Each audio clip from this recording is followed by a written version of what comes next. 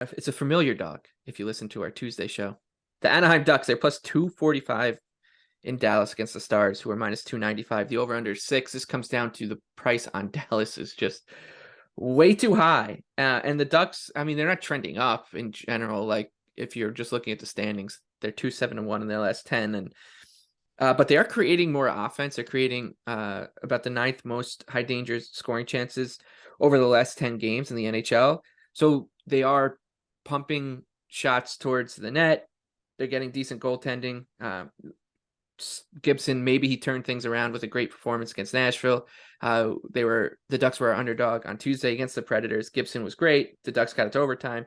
They lost, as our underdogs are wont to do. But I think it's a good spot to go back to them, and it's just based on the price. It's just way too high on Dallas, a team that's great. Like I think we can both concede that the Dallas Stars are a legitimate team, but minus 300 is a little rich.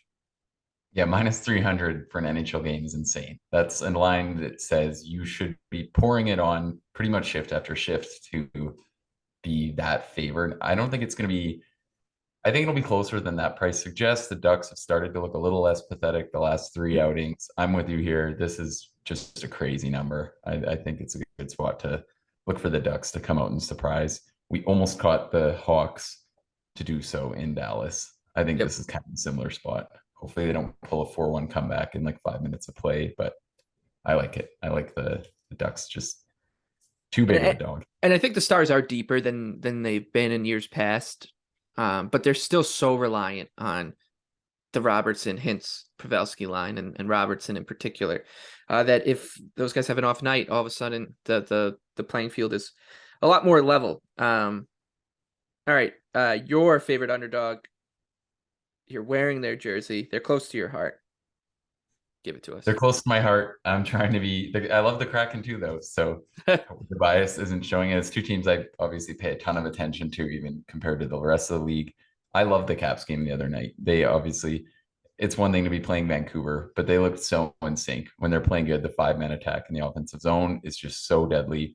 Jensen, Carlson, everyone was activating, looked really good. I thought it was an elite performance. And realistically, we touched on before that game how the New Jersey game could have gone a lot better. The signs have been there that they're kind of turning the corner, and I think they're going to keep turning the corner and upset the Kraken tomorrow night. I think probably waiting to see what kind of prices you can get on Washington in this spot could hold merit. I think a lot of people will be big on Seattle and their recent win streak, and we've also seen they've been hiding it by scoring a ridiculous amount of goals, but Martin Jones is falling back down to earth Mhm. hard. And obviously, the 9-8 game was kind of just sloppy from everyone that we're not expecting that. But the Caps should realistically have a goaltending edge in this game. I think they're kind of undervalued right now, and it's a good spot for them to come in and end the Kraken's win streak.